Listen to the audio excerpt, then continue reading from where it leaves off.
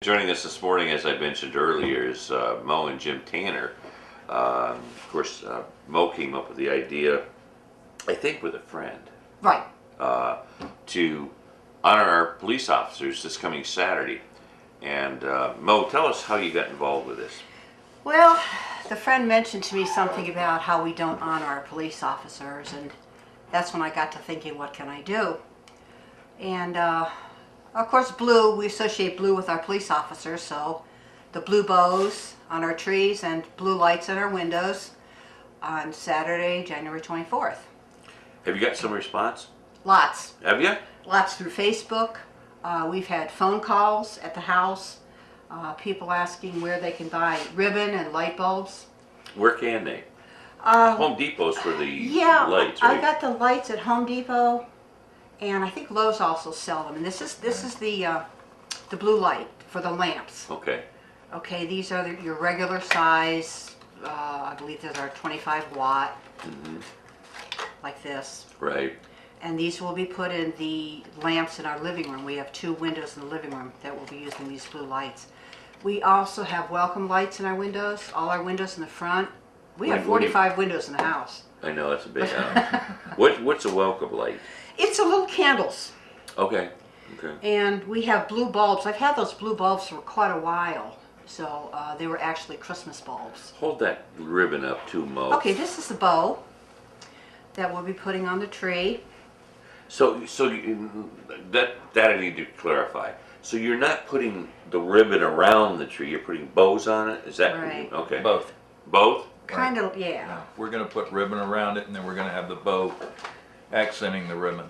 Now, when will this occur? I mean, are you starting it Saturday morning, Jim, or? Saturday morning, I'll be out there bright and early putting things up. Because I usually come up to Ron's in the Yeah. afternoon, so I'll be able to see. It'll be the bows and the ribbons, and we also have a banner that I heard there was a big. here's a Oh, it's sign made beautiful. for us. It's like a 12-foot banner. Really? That we're putting up between the trees in front of our house. And that'll all be up during the day, and then as you shift into the night hours, you'll have the lights. will be Okay, so the coming lights on. will go on at dusk. Right. Right. Okay.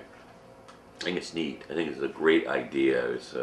Now, did you get the endorsement from the police department? Absolutely. I called him first for permission. Called the chief. Right? Yes, I would never do anything without Yeah. Right. Right. an official's permission.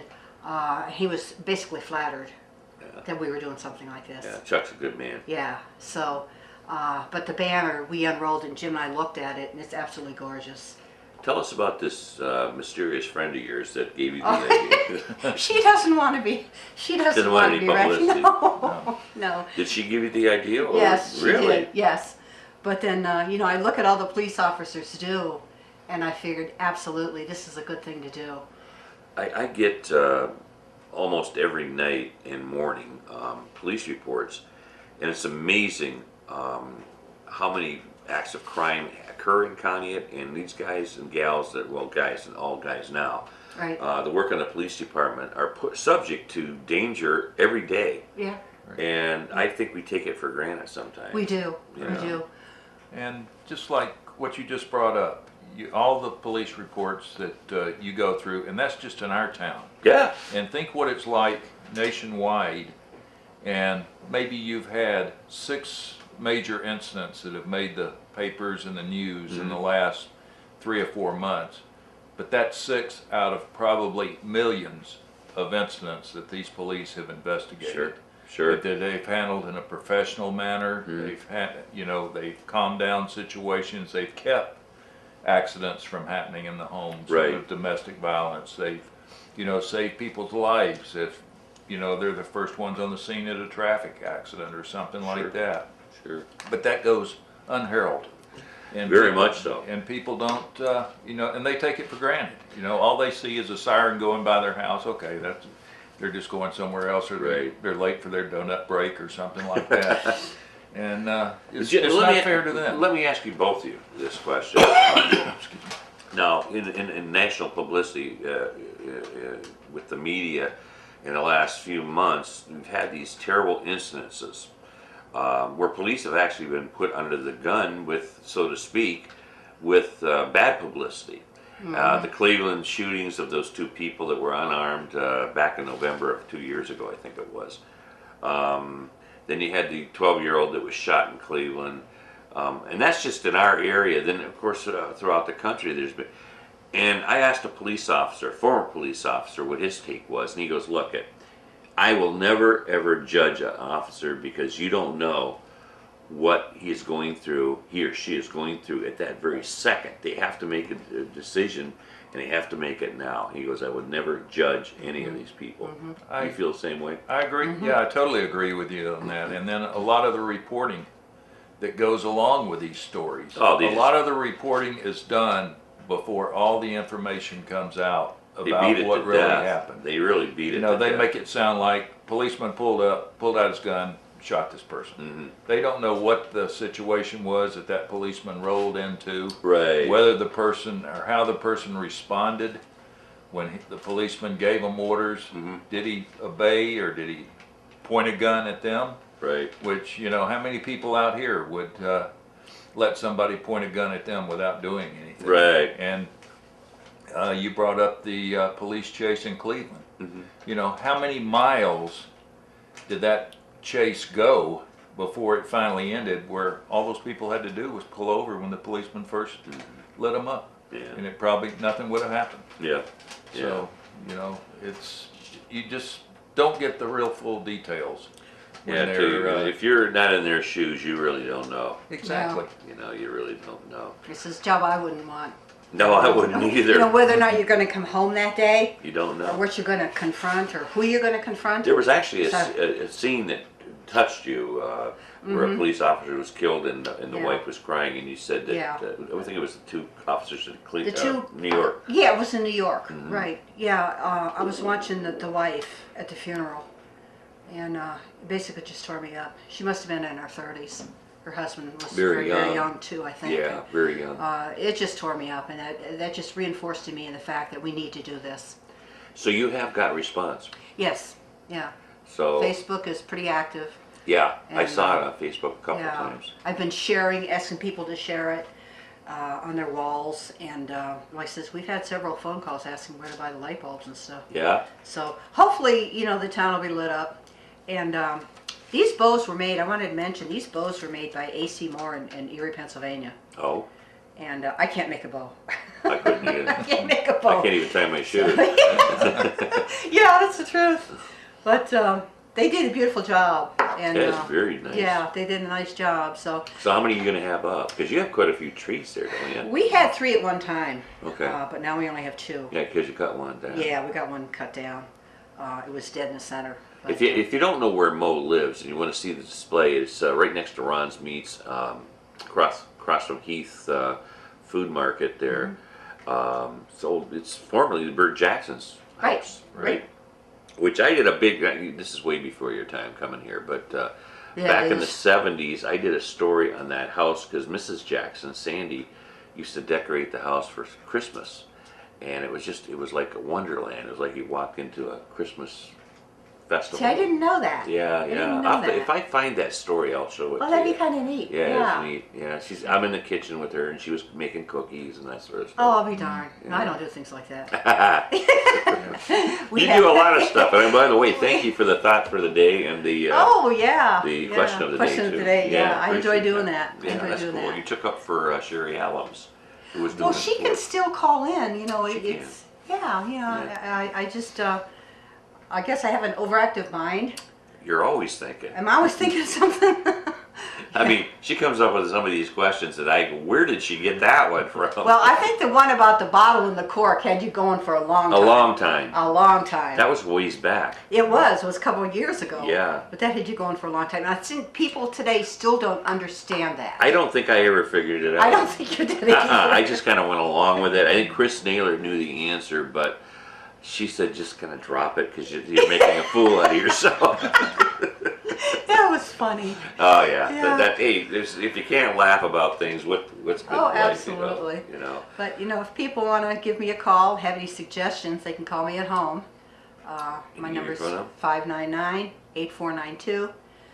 Give me a call at home if you have any suggestions. That's my former phone number. I know it is. I love it. When I saw that, I go, Am I calling myself? But that's back 30 years ago, you know. We've had it 18 years now. Yeah, yeah, We've been in the house 18 years. I just can't believe it's been that long already. yeah. That was a long time ago. I had that phone number, and I saw it, and I go, oh my God, I had forgotten that was my home phone number. Well, now you know it's me when the caller ID. I do. When I see the number, I know, hey, it's Mo. Yeah. It's a safe phone call. Mo's bugging Pat again. But if anybody has any ideas or suggestions, give me a call. Always happy to hear from somebody. It's this coming Saturday. It's this Saturday. And you can put your blue bows up, or the ribbons around your trees starting that morning. I wouldn't suggest doing it before that, because the winds could and do all kinds of damage. you never know what it's going to do. Right. And a couple of things that I'd like to bring Sure. up also is, if you're having problems finding blue bows, if you want to put those up, I'm sure you might have the old red ribbons left around from Christmas that you used to hang on your banisters or something outside. Hit them with a can of blue spray paint or something like that. And then also want to mention that Keith at the Dairy Queen is offering free meals to all the policemen that day. Right. So please feel free to stop by, and we would encourage anyone that has a marquee out in front of their establishment, mention something on their marquee about the police too, and if you appreciate them. Sure. Or in your store windows, put a small sign, "Thank you, Conneaut Police," or something like that. Right. Just so the word gets out and they Recognize know them, yeah. how that they are being recognized for what they do in this town. Right. I gotta ask you, Jim, before I let you go here. You were looking for Civil War stuff. That's a hobby of yours, right? A very dedicated hobby. Yeah. I've been in Yeah, it. very dedicated. I go back a long way. I'm originally from Atlanta, Georgia. Okay. And my family was deep rooted down there, and I was inherited a lot of artifacts from Civil War veterans that were in our family, and I've been basically collecting since I was about 17 years old. Wow. What do you have, a room dedicated to that? Two.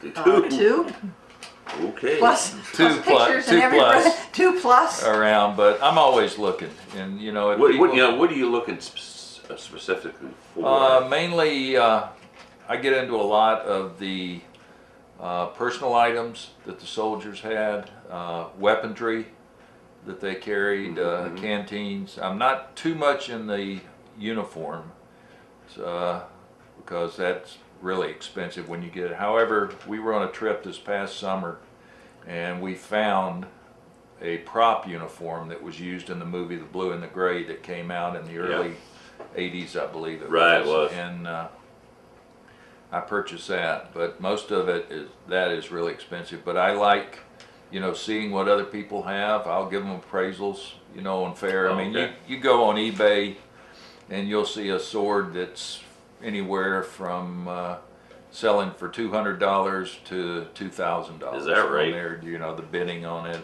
but a lot of it's consideration. What condition is it in? Is it in prime condition? Is it basically getting ready to fall apart or something like that? No, Can it be traced to an individual? If you have a Civil War relic and it can be traced to an individual, and you can document that tracing, that relic is probably worth twice the market Is it value, really? as long as you can assign it to an individual.